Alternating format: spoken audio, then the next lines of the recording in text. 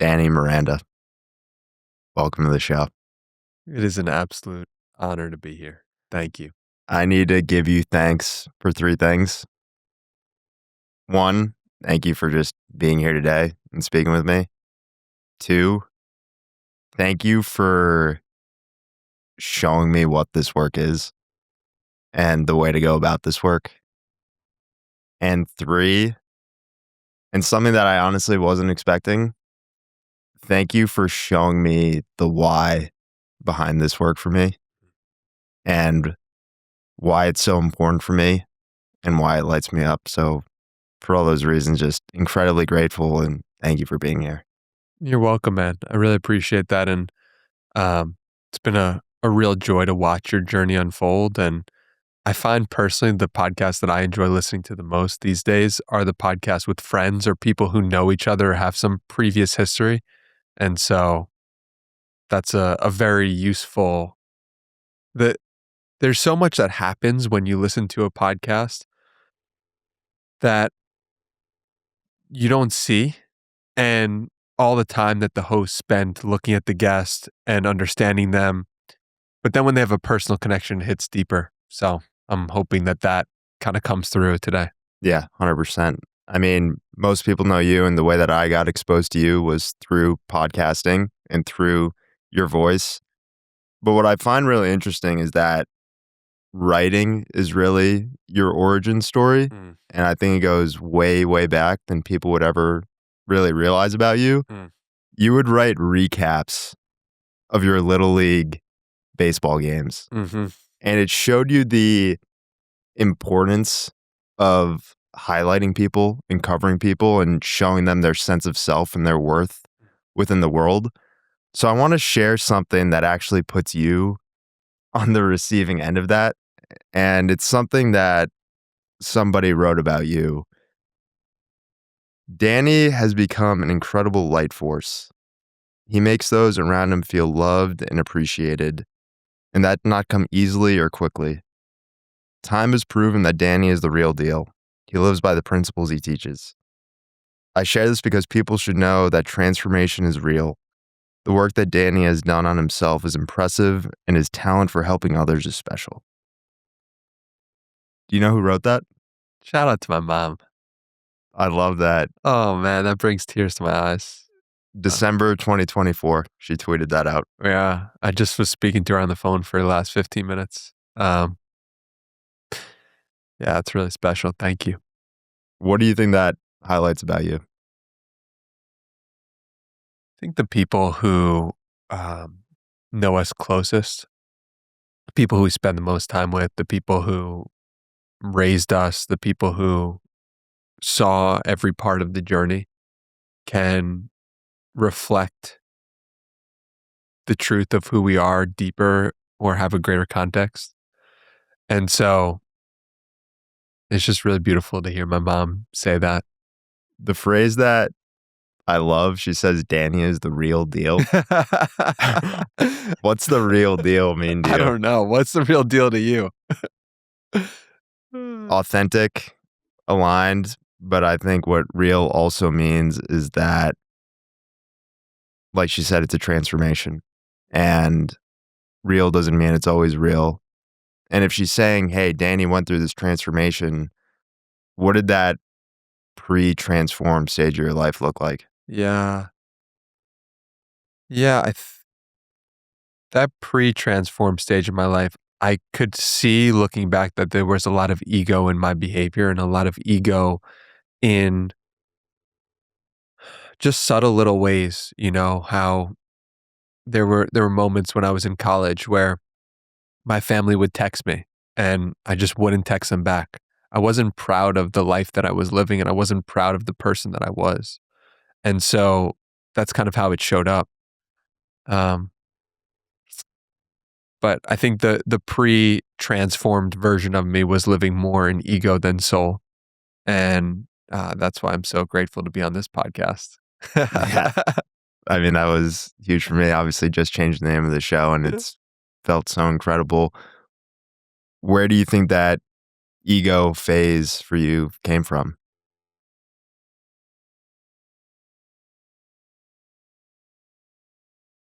I don't know. I think a mix of conditioning with just society at large. I didn't have a meditation practice, and so the ego for me can come if I don't have one, and it can get stronger, and I can become less aware of the truth of why we're here and what we're here to do.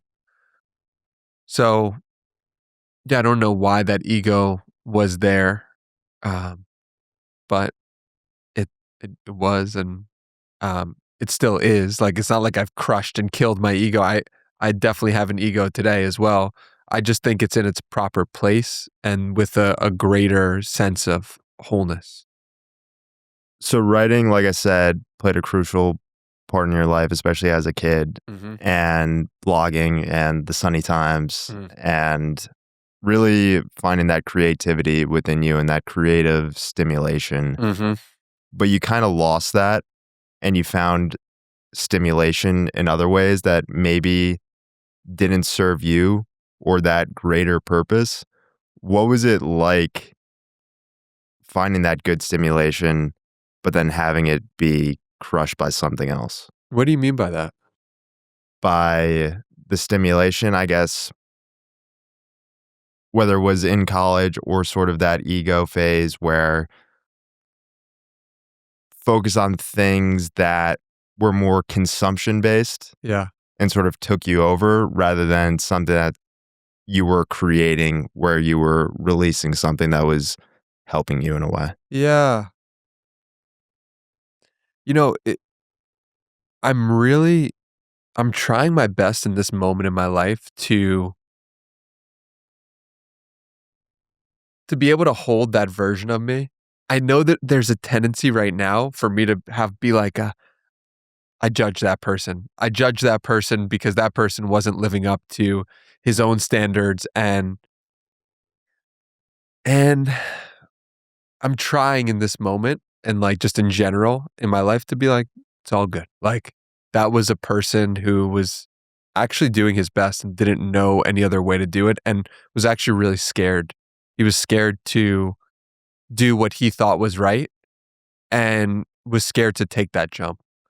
And a lot of my behavior was because of fear, because of this sense of I don't want to be here in this situation and I don't know what to do. And I'm scared to make that jump of, when you're in a situation you don't like.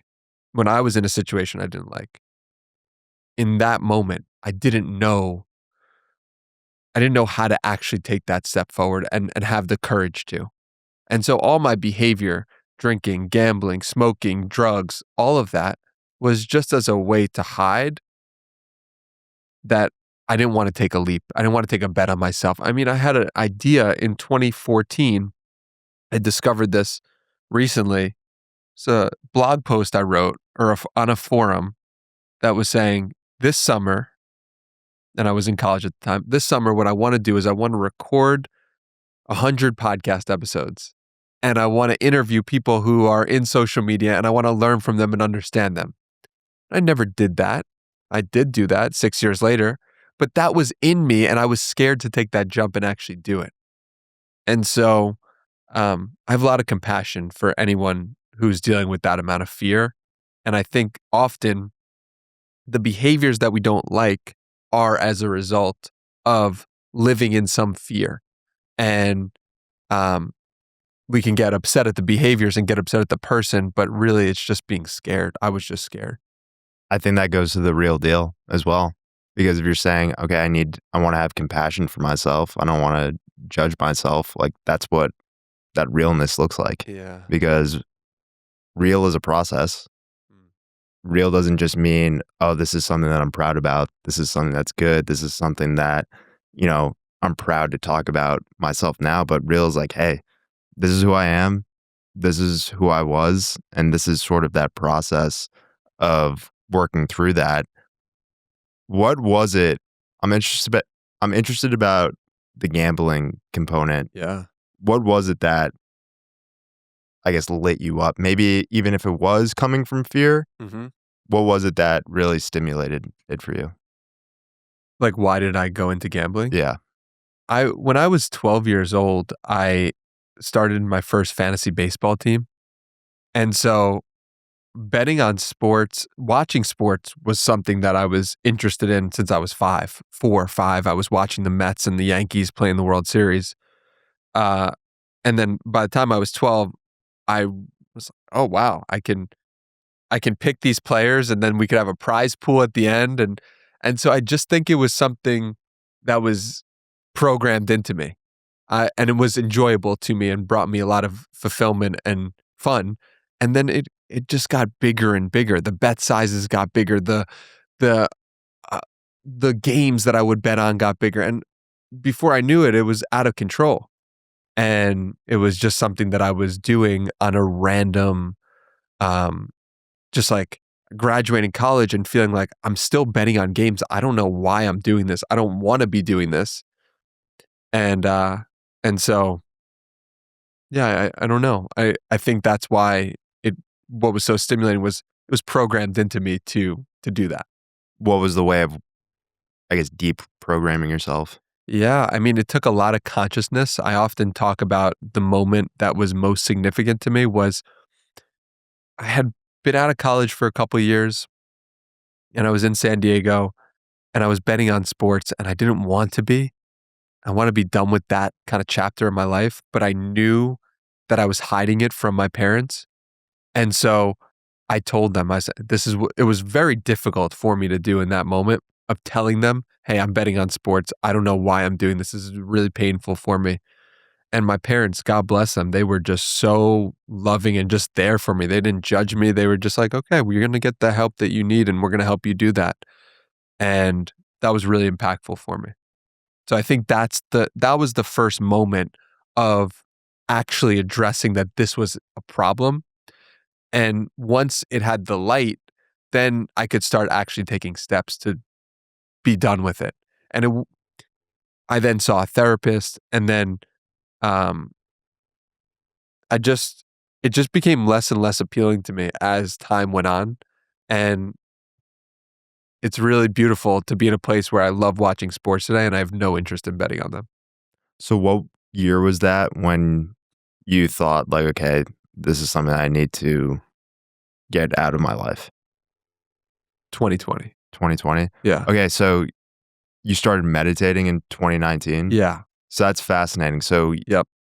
what was that year like where you're meditating but still gambling and then getting to that point where, okay, I'm meditating, but now I have this out of my life? Yeah, I think the ego of it, right? Like the meditation for me helps me see my own ego. And the ego says, "Oh, this isn't a problem. There's no big deal here. Like, it's fine. It's fine. Like, I've been doing this forever and it's not a big deal." The soul says, "Yeah, but is this really in your highest good? Is this really serving you? Is this really helping yourself get to where you want to go?" And and the soul is like, "Would you like to receive help? Would you be okay being helped in this way?" The ego's like, "No, I don't want help. Don't give me help." And the soul's like, "Be open. It's fine." And so, uh, I started meditating in September 2019, and I had that conversation with my parents in February 2020. So, And in your mind,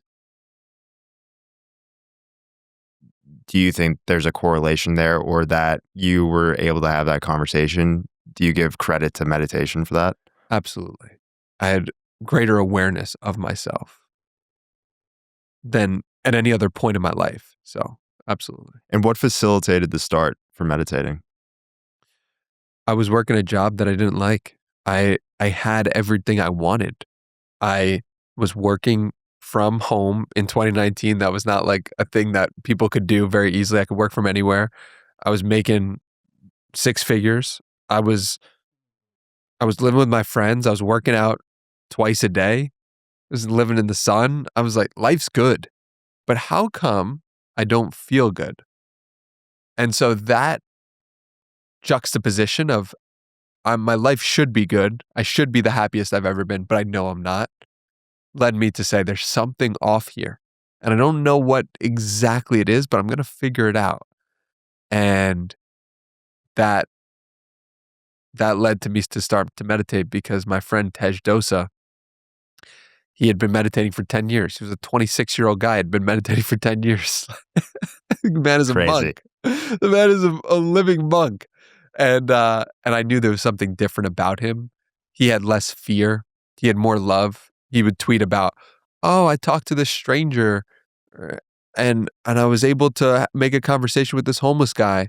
And I could never do that. I'd have too much judgment, too much fear, too much anxiety come up. And and he was and he was different. Like, there was something different about his energy, his way of being, and I said, "Okay, I don't think meditation's gonna work." I grew up in New York. New York is very known for the culture of, Not meditating. "It better be real. You better prove to me this shit works." Like, I don't believe you. And so I grew up in the like, when people tell me, like, "I don't believe any of this woo-woo nonsense," I'm like, "Dude, trust me. If there was anyone who didn't believe anything, it was Yeah, me." Um And I'm very grateful for that part of me that is skeptical, that is, uh, the real just deal. or give me the real deal. Exactly, that's what my mom was pointing to. And so I didn't think it was gonna work. I mean, you're telling me you're gonna close your eyes for 20 minutes a day, and that's gonna make an impact in your physical reality? It's funny that that's where your mind and head went to, though. Is that where you went to right away? Absolutely. What makes it interesting I to you? I just find it interesting that, you have these feelings of like, "Hey, life should be good," like, making a lot of money, living in San Diego, great job, living with my friends, Mhm. and I don't know if a lot of people, especially a lot of people from New York, sort of with that cultural background, I don't think they would go right to, "Let me try meditating, maybe that's something that is gonna help me." Yeah, it wasn't I mean, it likely was not the first thing that I tried. Yeah, Um, and there was also the practical element of at that time when I did 75 hard for the first time as well. And so there was the practical of let me hit it from both angles.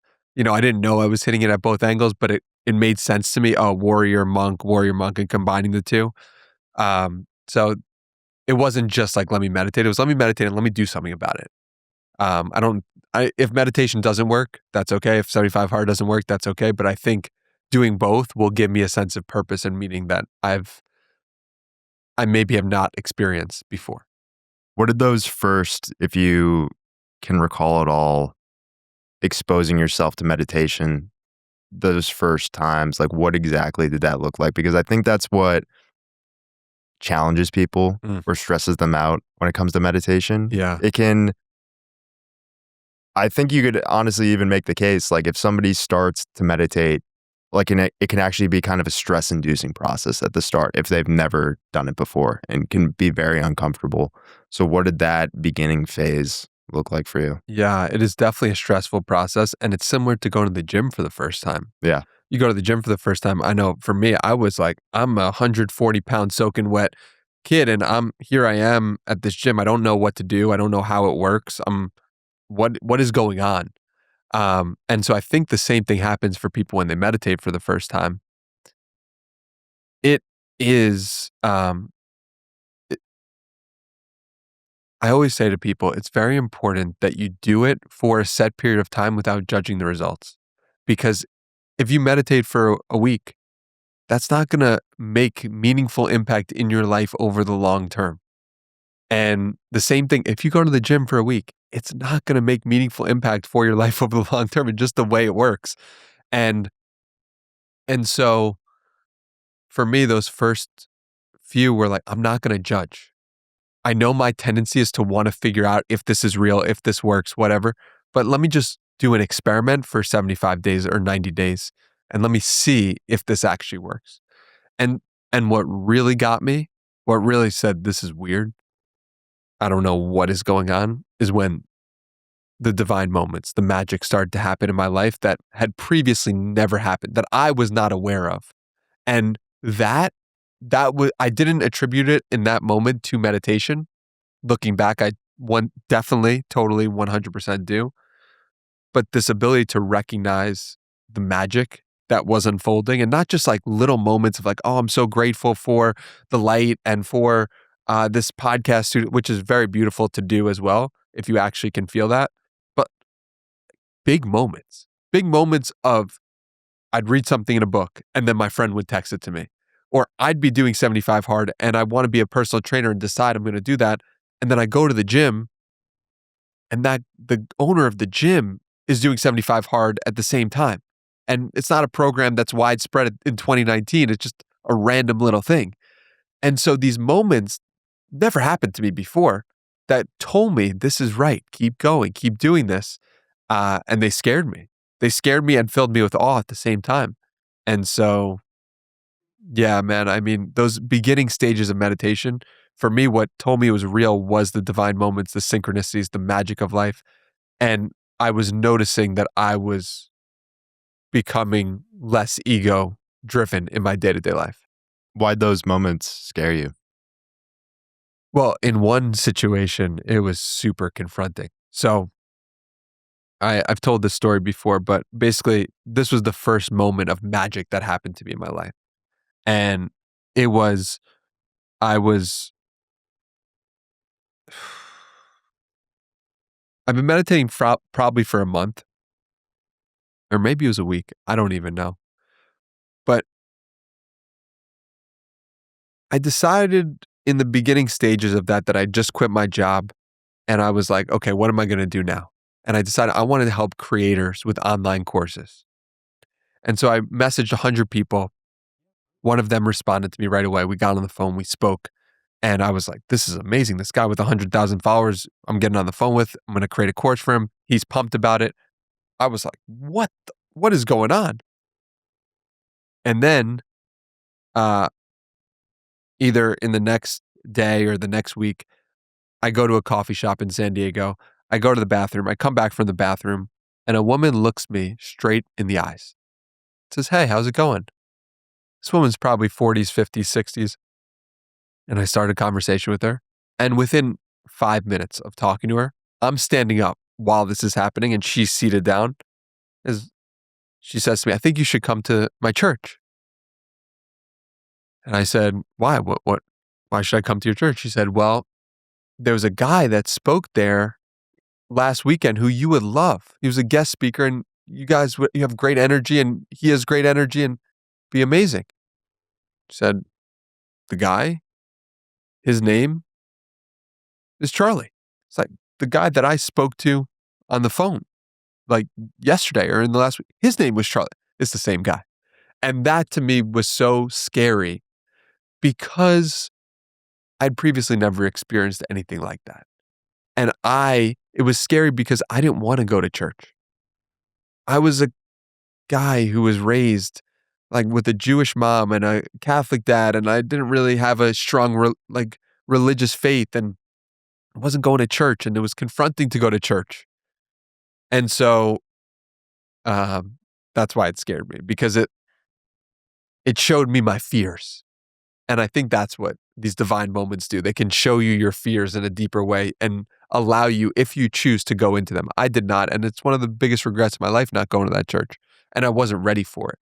But it's a beautiful thing to kind of witness it looking back. Where today, going to church and someone tells me to go to church, I'm like, great, let's go. But then it was just a very confronting thing. Knowing you, I'd probably think today I'm not going to say I guess 0% fear, but it's probably 99% awe and excitement. Yeah. Yeah.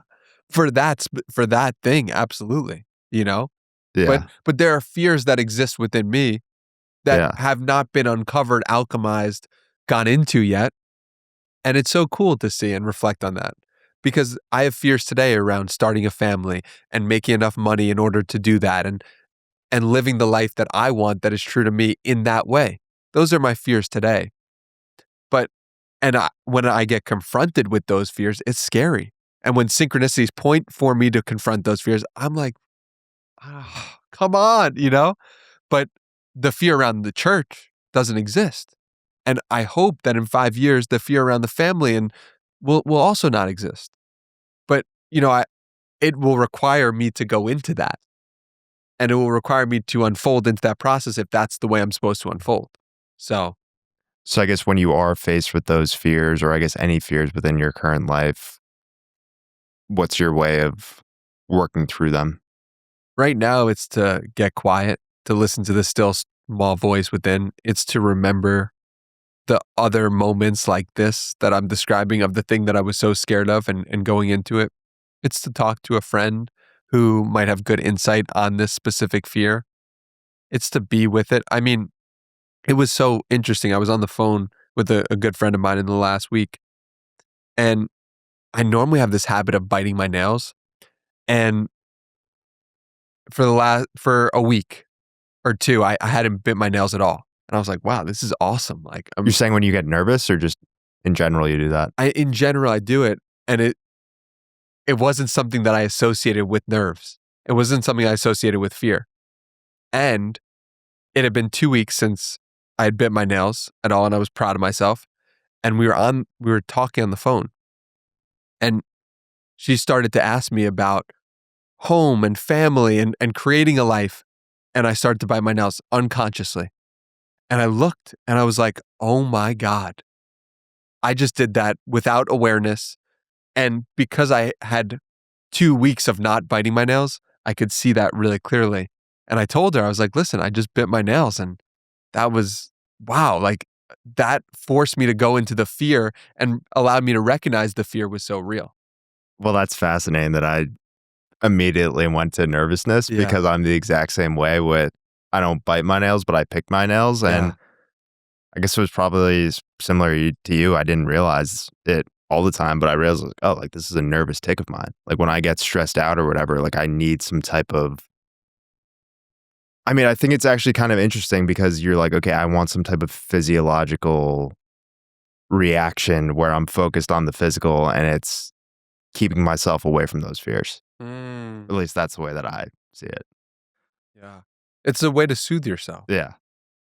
So you started meditating in 2019, but then in 2021, you stopped. Yeah. Why? Because I thought I was good. I thought I was like, I meditated more in this year and a half than some people have in their entire life, was my thought process. Like, of course I'll be good. Like I put in the work. I did a year and a half worth of meditation. I should be good. And the ego is a strong force. For me at least, it's a strong force. Um and I wanted to see. I wanted to experiment. Like, do I really need to do this? Is this something that is necessary for me, or is this just something like that's nice to have and is helpful? And I judged the results after a year. I had gotten back with an ex from college. I took a job that I didn't want. I was living in a noisy place. Okay. Okay. If I can look forward, my reality a year ago is not stronger than it is today. And it's actually much weaker. And I feel like my soul regressed is how I felt. And there's nothing wrong with that. It's okay. I love that. And also, if I have a choice, I wouldn't choose the same thing again. So in 2022, I started meditating. And in 2022, I moved from New York to Austin. And in 2023, I kept meditating. And I had more success with the podcast than I've ever had. And in 2024, I kept meditating and I stopped thinking of myself as a podcaster. And in my life maybe didn't get better from the outside perspective, but inside, I knew my soul was growing. And I can only attribute that soul growth to meditation. Isn't it fascinating though that you needed to step away from meditation to see the power of it? Yeah. Like you needed to get a taste of it. Yep. Then you needed to remove it. Yep. And by not doing it, you saw the power of meditation. Yeah. And I think that's makes it more real. I feel it right now. Like I feel a presence, and it's fascinating because the way that I talk and think and act today is something that the 2016 version of me would have laughed at, shat on, and just been like, there's no way. but it's all true and from my lived experience. And I love that. And I love that it is it's real, man. Like, it's real that I tried not to do it because I don't wanna sit down for 20 minutes a day. My ego does not want me to sit and just be still. But my soul actually craves it, needs it, and it helps myself and the people around me when I do it. So I just have to keep doing it. It's not a choice. The real deal. It's yeah, I feel like I've had a really similar experience with it as well. And I think something that's actually helped me when it comes to meditation is not putting a clock on it, Love that. of just let me, like what I've said, I think meditation can be really stressful for people. People don't know what it is Mhm. or why I'm doing this. And what I've learned from my own experiences and what's really helped me, especially like within real time, just within the last, I would say 6 to 8 weeks, Mhm. is like, all right, I'm just closing my eyes with intention. Yeah. That's all this is. Yeah. And whatever comes from this, comes from this. Because I think Mhm. people think, oh, there's got to be a light bulb moment. Yeah. There's got to be some type of like, oh, boom, Yeah. I got it. And that's the exact opposite. Like I feel like meditation used to be like, all right, let me get really in touch with my mind. Like, let me get deep into it. And now it's become more of a soothing effect, quieting the mind. Let me actually get more in touch with my body more so than my head. It's beautiful. I completely agree. And I think where meditation goes wrong is your expectations with it.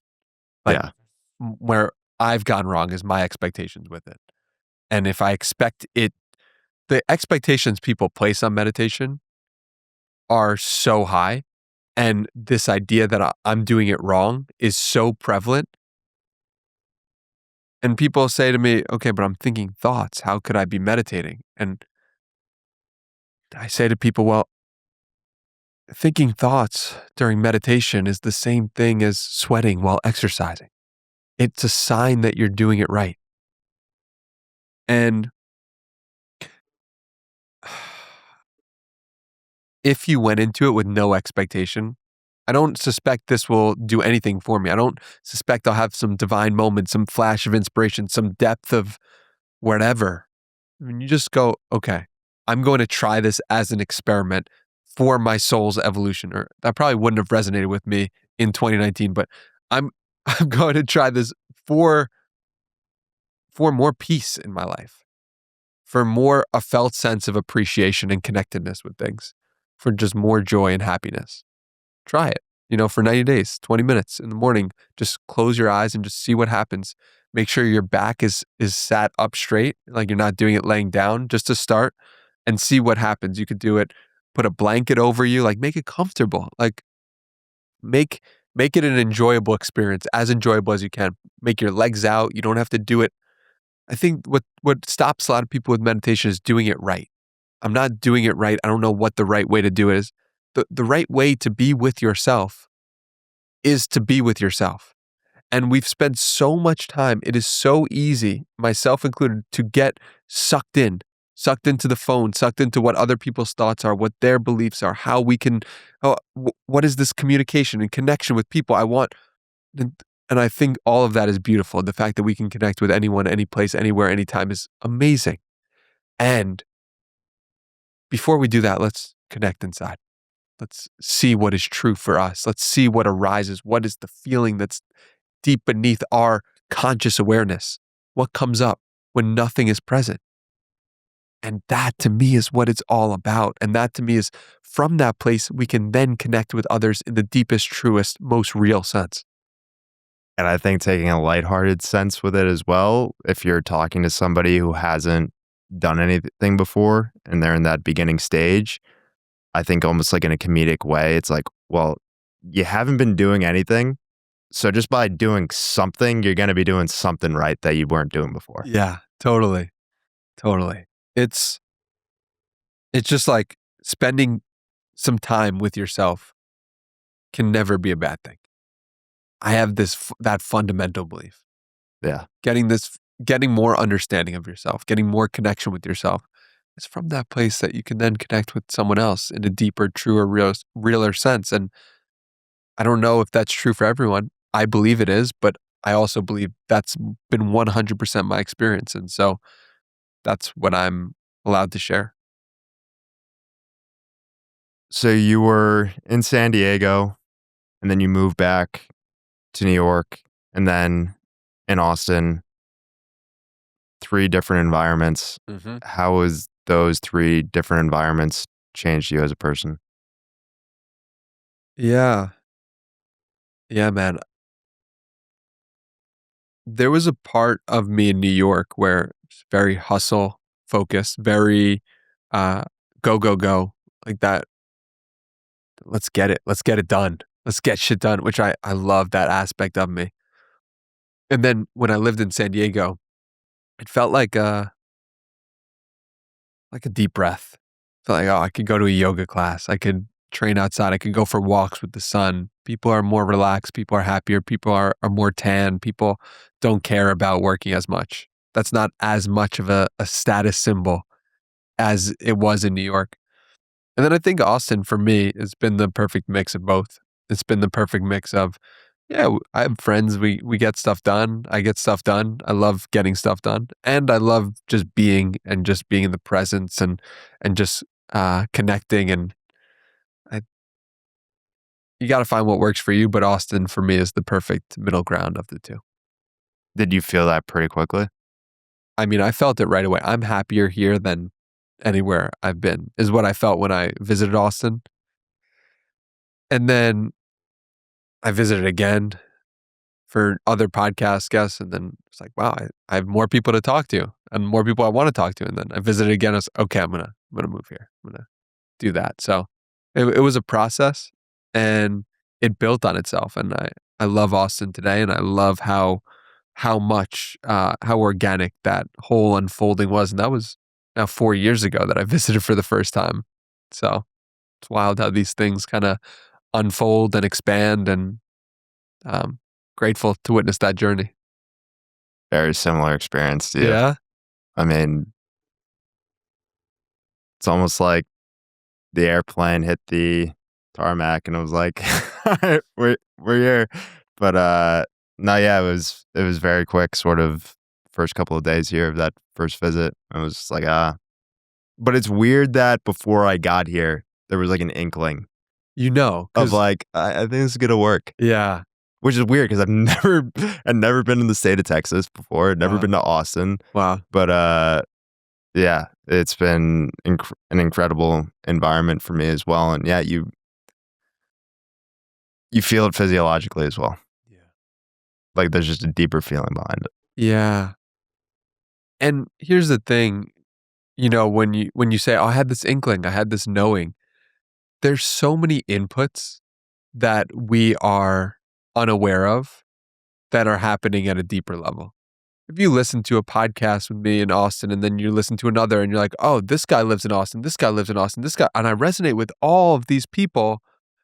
Okay, and then, "Oh, this person moved here," and then, "Oh, I actually am really interested in this wait, they're also in Au," like, you get those sense, and then you come here and you're, "Oh, this is interesting, this is really cool." So, my vantage point is to trust that. Trust those little nudges, inklings, those sense of, I don't know why this is the way it is, but it feels right, and I'm just gonna go with it. Because typically, you can kind of feel it and make it make sense after the fact, after it's all over. And so, yeah, just that's it's a little PSA for people to just follow their feeling a little more. And that's going back to meditation. Meditation allows you to tap into that and feel that in a more real way, in a truer way. Yeah, then actually following through with it and being like, this is a good feeling." Like, allow myself to feel this, like, Yes. and then allow myself to make a change if I actually wanted to make that change rather than, let me just put that away." Right. Um, Right. so, I mean, I got introduced to you and started knowing you through your podcast, and that's a lot of people in the world Mm. knew you as a podcaster, and would love to dive into the backstory behind the birth of that. But I guess my first question is more so a few chapters ahead of that, because I feel like I would hear a lot of people ask you, hey, like, is there any part of you that wants to bring the podcast back? Yeah. And like the answer in my mind that would come to be would be like, well, if I wanted to, like I would. So I'm not going to ask you that. And I think the more pertinent question is, do you feel now, or was there ever a point where you did feel like, man, I wish this just continued to feel aligned and like the thing? Yeah. Yeah, I do. There definitely was a part of me that felt that. It's hard to change. It's hard to build up this identity, to be so confident in loving something and then say, no, actually, this isn't it anymore. That's a hard thing, man. I have empathy for people going through that, whether it's in relationship, whether it's in work, whether it's in friendship. It's hard, man. And there's a part of you that part of me that is saying, it would just it would just be easier to explain to people. It would be more it would be easier to explain to myself. Um, so absolutely, to answer your question, yes. So then going back to the start now with the podcast, Mhm, I know it started out as phone calls, mhm, and it ties back to what we were talking at the very start of covering people and mhm. highlighting people and showing them their self-worth. What was the evolution of why you wanted to start it, and then how it continued to unfold Yeah. Well, I mean, really, the podcast started in 2014 when I with the blog with post? the blog post Yeah. of writing what I wanted to do. I did not start it in 2014, but I did start it in 2020, and I started it in 2020 because I would have conversations with people on the phone from Twitter. I posted on Twitter, "Who wants to talk on the phone?" I had amazing conversations with people, maybe 20 of them. I said, probably should record these. This is really awesome for me, and this is enjoyable for the other person, it seems like. So, yeah, that's how it started. I remember so clearly it being August 2020.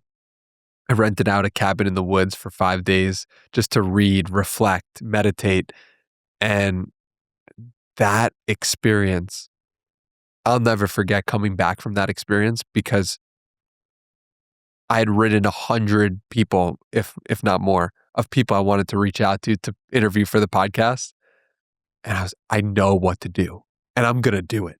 You know that feeling when you know you're gonna do something, you know your path?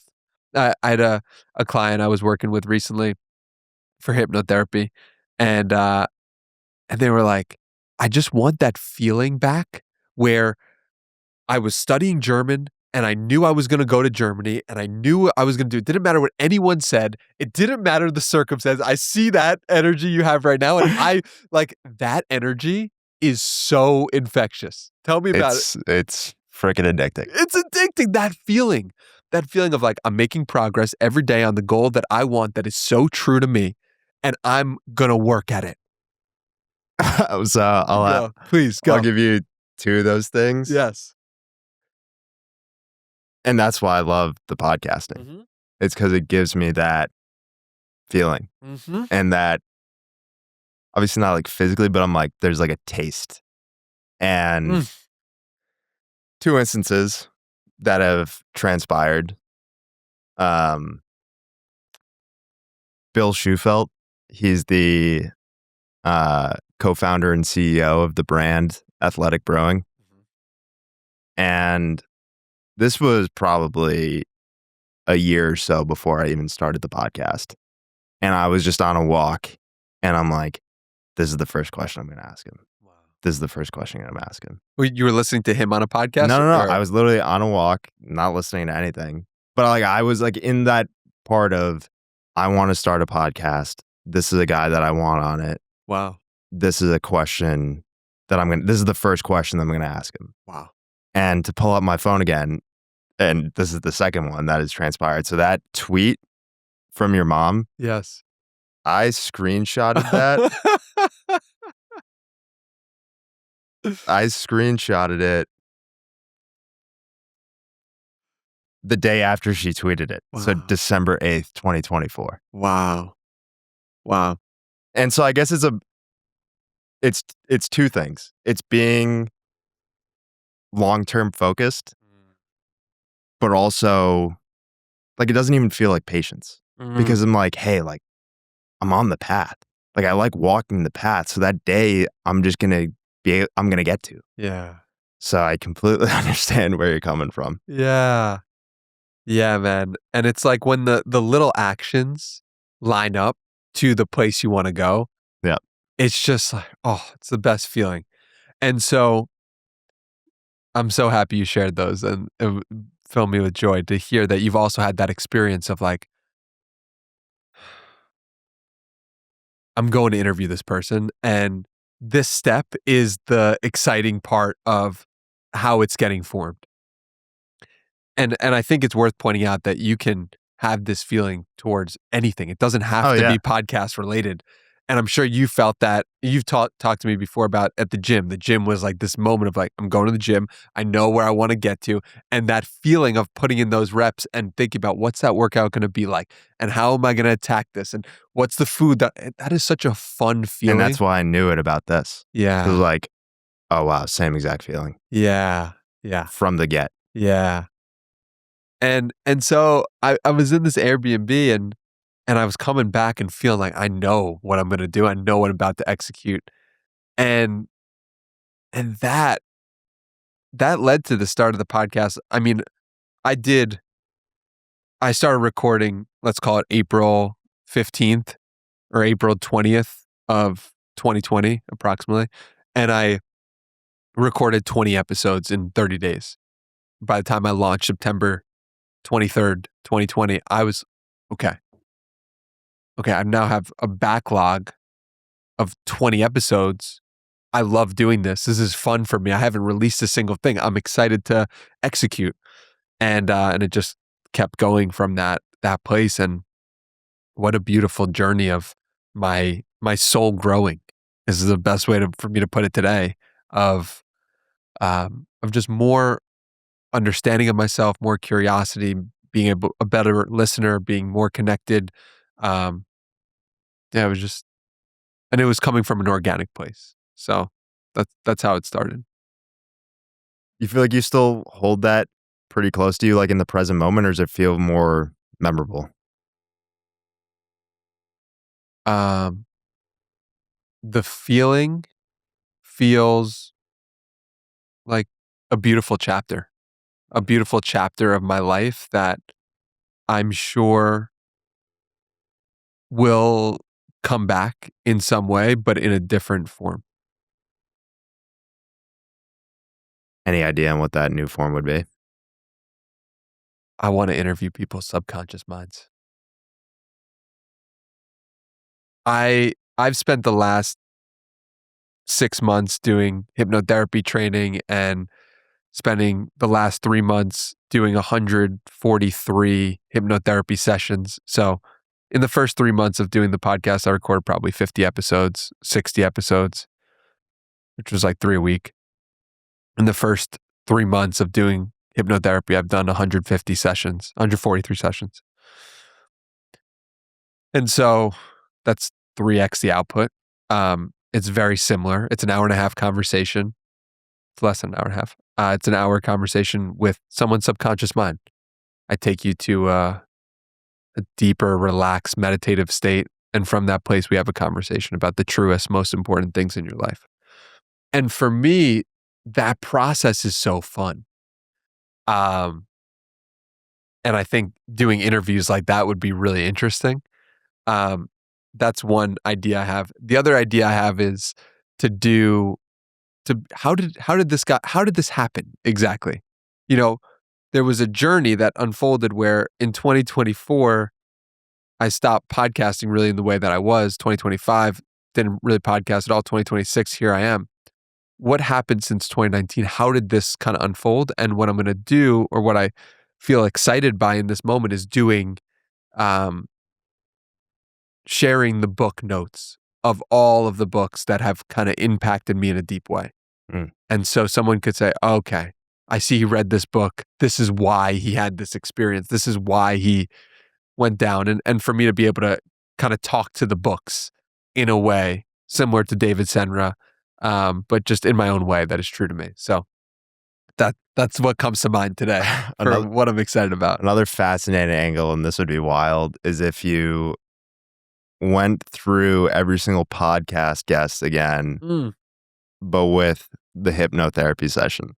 Wow, yeah, that would be very, very interesting. So like, all right, we're just gonna run it back, but it's gonna be from this vantage point. Yeah, that would be fascinating.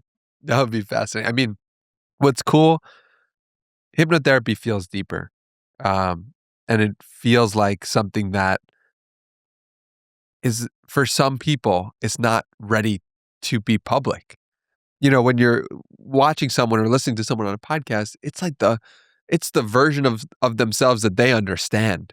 It's the version of themselves that, based on the accomplishments or the things that they've done or the things they're interested in. Hypnotherapy these are the things I don't understand. And that's very confronting and I'm very hesitant to just blast that out to someone who's not ready for that and who doesn't want that. So how does meditation and hypnotherapy differ for you? That's a great question. To me, when I started meditating after that first year of meditation, it was 2019 and after September 2020. So September 2019 to September 2020, I said, oh, this meditation, this is the most important thing that I've ever done. How do I get paid to help people do this? But how could I get paid to help people do this is doing nothing. I was like, my brain was not computing. So I said, all right, I'll try a podcast. Let's see how that goes. So meditation to me is going into a trance-like state. It's going into calmness and relaxation and exploring the mind by yourself. Hypnotherapy is being guided into that place and then having a conversation in that meditative state that you're in. And so with the aim and intention to get some specific outcome. So do you have your own hypnotherapist as well that you work with when you're in that state being worked on? I've worked with maybe 5 or 6 different hypnotherapists over the past year. Yeah. Wow.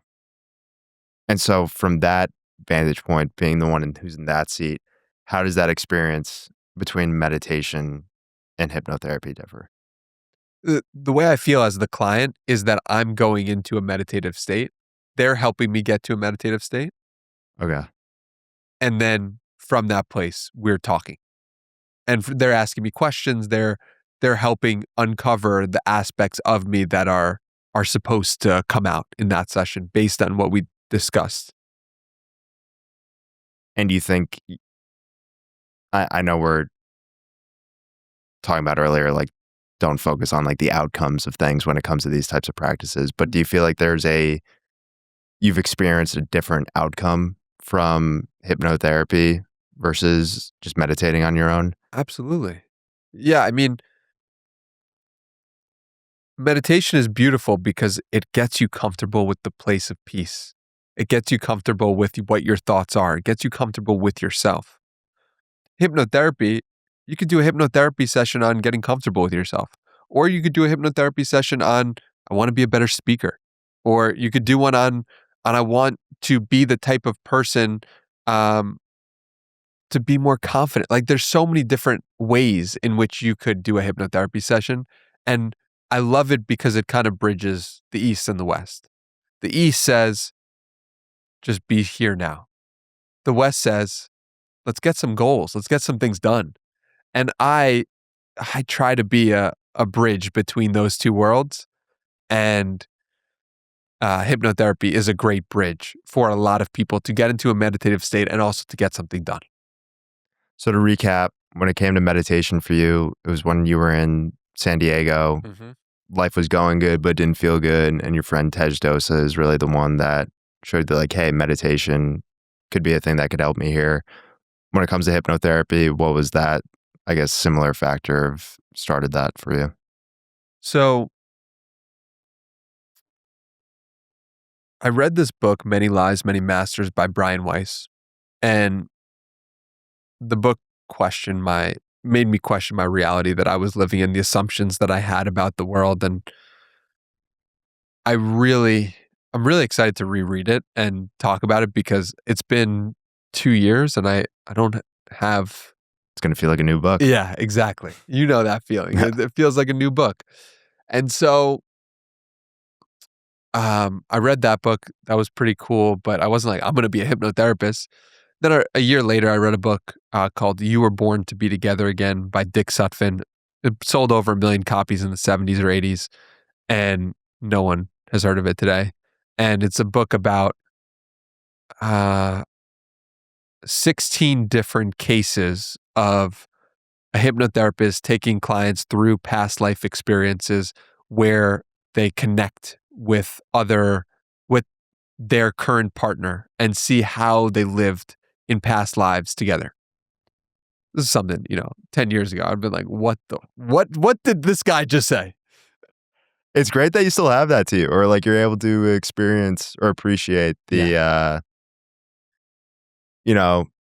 higher sense of self, but still in a very grounded way. Yeah, I appreciate that. I mean, I'm it wasn't a choice that to be a Yeah. hypnotherapist.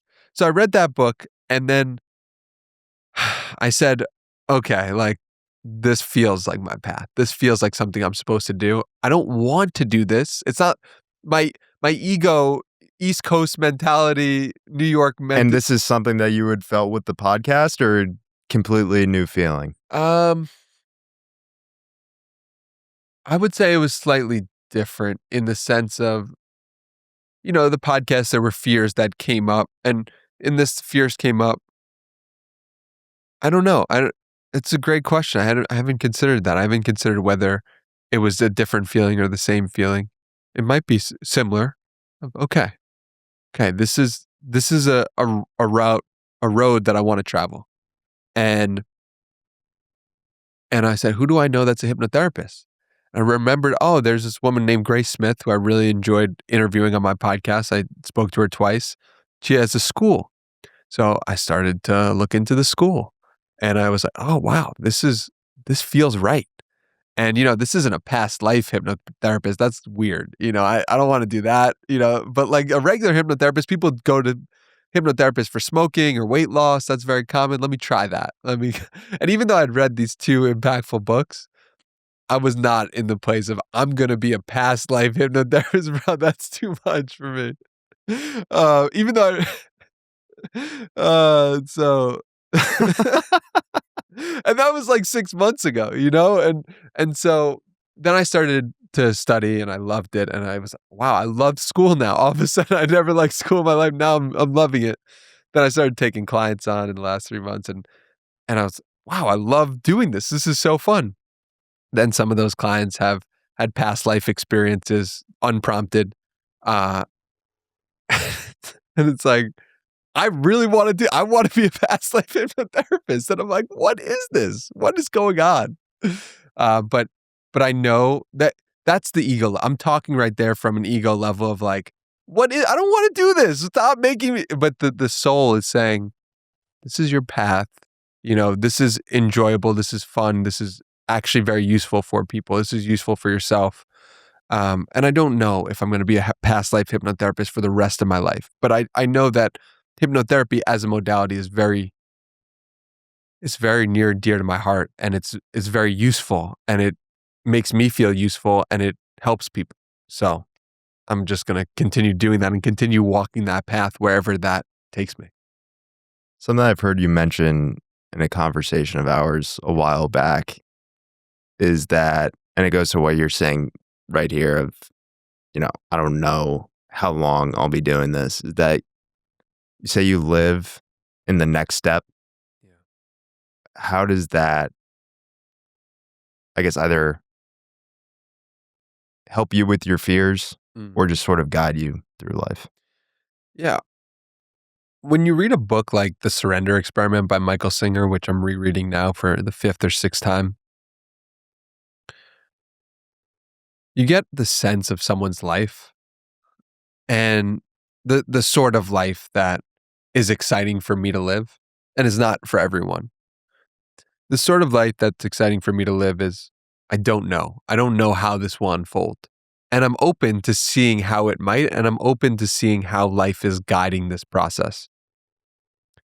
It's a scary way to live for a lot of people, and I don't recommend it for everyone. It's just this is my experience, and this is how I desire to go into this thing called life. When you realize from reading a book like The Surrender Experiment is this guy could have never predicted how his life was going to end up. Never. Like, life was showing him something that was infinitely greater than what he could have imagined for himself. But he starts through a circumstance of events. He starts a construction company. And then there's just a guy who shows up to one of his meditations who's like, oh, I have a housing license. And then the next day, someone comes up to him and says, hey, could you build me a house? And then how is that guy supposed to be a guy who does coding 10 years later and who then works for WebMD? Like it doesn't make sense. And if you look at your own life, you could kind of see that for anyone listening, it doesn't make sense. I couldn't have predicted that I'd be in this moment with this boss 10 years in the past. And so by focusing on the next step, by focusing on what life is showing you right now and showing you, okay, I can walk this one. I could step here. I can go to this podcast episode. I can surrender to being a past life hypnotherapist. I can just see what is going to happen. Don't know what a year from now is going to hold. I spoke to a really wise friend of mine on the phone. I said, I have no idea where I'm going to be a year from now. They're like, yeah, I couldn't predict that for you either. And that to me is exciting and scary, but also exciting. And so I just one step at a time. I'm the exact same way. Yeah. Where I truly don't believe in goals anymore, it seems like. Where what feels right in the moment, continue to follow that. Because if you continue to follow it, it's got to lead somewhere good. Yeah. And then just taking it from there. So taking things in the exact opposite direction where we're saying like, okay, next step, mindset through life, surrendering to the future. Phrase that you just used here when it came to hypnotherapy, being a past life hypnotherapist. Yeah. I'm sure many people don't know exactly what that is. Can you explain what past lives are? Yeah. And all that work when it comes to hypnotherapy? Yeah. So for full transparency, I have not conducted a single past life hypnotherapy session yet. Okay. So it's very much something that I'm excited to step into. The idea of past lives came to me through the book Many Lives, Many Masters, and You Were Born to Be Together Again, and Journey of Souls by Michael Newton. And basically, what these hypnotherapists do is they take people into a trance, into a theta brainwave state, and they start asking questions about regression. And regression means, okay, if I asked you right now what your 4th birthday was like, you have any idea where you went or what happened? I could take a guess. I can't remember if it's my 4th or not. Right. But what about your 1st? No clue. No clue. Okay. So that would be the case for a lot of people, right? They have no clue where they were on their 1st birthday. And people often say, okay, well, past lives can't be real because I don't remember them. And so that's a very common thing that comes up. And it's like, okay, well, what happened on your 1st birthday? Most people will not be able to tell you, which is understandable. So basically, what they did was they took people to their 1st birthday they were able to tell you exactly what happened on their first birthday, who was there, how it went when they're in this subconscious theta brainwave state. Then they say, okay, what happened before your first birthday? What happened in the womb? What happened before the womb? And that's where it got interesting. And what I found from doing my hypnotherapy sessions is that some people will spontaneously go back to lives that are not their own life. And so let's say that somebody has trouble speaking and using their voice. I mean, I've been in a hypnotherapy session as a facilitator where the person is remembering being persecuted for using their voice and crying so viscerally that it's like, I've never seen someone cry like that. What's going on there? So it just raises questions and it raises curiosities. And what I know from my reading is that if you're listening to this podcast, you've probably experienced a past life at some point. And that is such a trippy thought because I cannot recall right now specific past lives other than the ones that I've uncovered while doing hypnotherapy. But yeah, it's an exciting thing that I'm excited to dive deeper into because I think our past, there are some kids who they have specific personalities and specific ways of being. It's like, what is that? It's like, how could some kid be so good at basketball and some kid be so good at the piano? And yeah, their parents are that way, but maybe sometimes their parents are not that way. Yeah. So I don't know. Those are some thoughts. I'm not attached to any of these ideas, and also I genuinely believe them in this moment. So A lot to unpack there.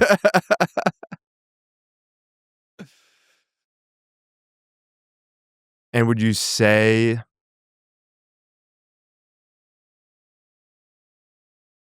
the purpose of wanting to dive deeper into that work, I'm not saying you as the hypnotherapist, but for somebody to be like, yeah, I want to have a past life hypnotherapy session, Mhm. is it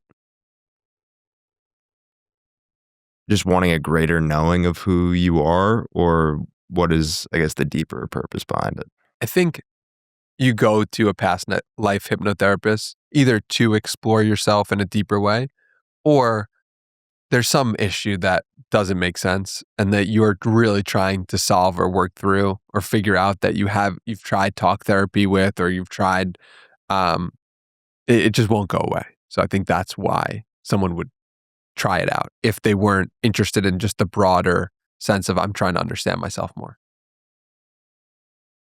And so, what does that work look like for you right now in real time to be the person to be able to do that? In real time, this is me reading a book called Past Life Awakenings by Mark Beal at the end of last year and feeling that same feeling of I'm supposed to learn from this guy. The questions that he asks people while in this hypnotic state are so good. And I really appreciate his presence and I really appreciate how he's helping guide people. And he knows something that I want to know. And so I reached out to him, started my training on Sunday, and he's got a bunch of videos that I'm going through, and he has assignments for me to complete. And so that's what I'm currently doing in this moment is just studying and learning. And then in the next couple weeks, we'll be taking on a couple of clients as well. So that's the process where we're going to do a session and then he's going to be able to review it or review my notes from it and go back and forth on that. So that's what I'm going to be working on. You think purpose comes from past lives? I do. I do think they're connected. I think that, I've experienced past lives as a teacher, where like the road has led me to teaching and sharing with others. And how else could a 13-year-old kid start a blog on helping people to live better lives. Like, that's a rare thing. So my parents were not like that. They didn't have self-help books around the house, or you know what I mean? So to me, it makes perfect sense that I was a teacher at some point in a different life, um, in many lives. And so I think that's also the case for other people as well. The reason why I bring that up is because I'm Catholic. I go to church every single week. I'm very faith-based, but not to the point where I know much about scripture or the history of Christianity. But there are lines of scripture to Timothy. And in ChatGPT, like I just said, like, what do you think there's some good? Because like there'd be times where I'd be in mass where I'm like, man, like this passage to Timothy, like just hits too close to home, or Wow. it like aligns too closely. And that's why I asked about like the relationship between past lives and purposes, because I was like, there's just too much of a correlation here. And I asked ChatGPT, like, what do you think are some other good lines of scripture to Timothy that you think I would like? And there's one passage of scripture where I'm like, this could literally be my life. Wow. And I literally just got chills saying that. And I'm like, where does that come from? Like, there were like 4 or 5 like specific parts within it as well from scripture where I'm like, this aligns directly with things that I've experienced in my life. What about it?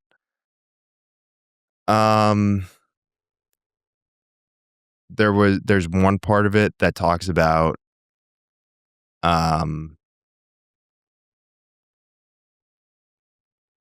you know, not just the focus on physical work, but godly work. And that transition aligns correctly where, we have spoken a lot about like the gym was my thing. Like my focus was the physical. Like that's all it was for me. And then there was this pretty quick shift, it seemed like, where at the start, it was probably almost like with you, kind of like a feeling of fear and discomfort of like, whoa, like this is weird. Like what's going on here? Like this just doesn't hit like it used to. And I think it went to that component of, oh, I'm not just focused on the physical anymore. And then also with the podcasting, because I was like, it talks about your hearers. And I take that as podcasting. What was that? Your hearers. Hearers. Yeah. Like the people who hear you? Yeah. Got it. Like you're speaking and so like your hearers. Got it. I've never heard that word. And I was like, there's got to be a component of this for like why the podcasting feels so good, like from this passage. So that's why I was asking about that, because I think it's so fascinating. And the fact that it's my name. Yeah. Like that's to true. Timothy. I actually didn't think of that. Yeah. Because I see you as Tim. But wow. Yeah. And it would be interesting to take you to that state and see what comes up and, ask you about where were you on January 1st, 50 AD or something like that, Well, I think what really sunk in for me when you were just saying it right here of like, okay, where were you on your first birthday? Yeah. And you go, well, I don't remember. I don't know. Yeah. And so it's like, oh, well, remembering shouldn't be the factor for you then. Remembering cannot be the factor of what is real and what is not. Yeah. And that is a trippy thought. If you just spent an hour meditating on that thought, you would get to some wild places, because our memories are something that we hold so near and dear to our hearts. Like the way I'm describing to you the story. In 2019, this happened. In 2020, this happened. In 2021. And this is all not who I am. I am the one witnessing the story unfold. I am not the actual guy, Danny. Danny is a name that my mom and dad gave me, but I cannot be that. That could change at any time. I can't be the height that I am. I can't be the weight that I am. I can't be any of that because all of that changes, and what changes is not real. So, um, yeah, it's very, if you are interested in diving deeper into this, to recognize that you are not your thoughts, that you are not your memory is a weird but true thing to realize and to connect with. A word that you used a lot throughout our conversation, soul, Mm. which I love, Mm-hmm. based off of the name of the show now. Love it. What does the soul mean to you? The soul means the part of ourselves that we can't see that is actually witnessing the entire journey. If a soul is connected to the personality, um a soul is the part of you that's connected to God. A soul is the part of you that's connected to love. If you look at a human body, which I've not done, but the human body has a life and then it doesn't have a life. So like you walk in on someone who has recently just died. I have not experienced that to my memory. I don't know, but um, what's the difference between those two? The difference is that the soul has left the body. Everyone would say that. And so the soul is the part of yourself that animates life. And the part of yourself that animates life is connected to light and connected to God.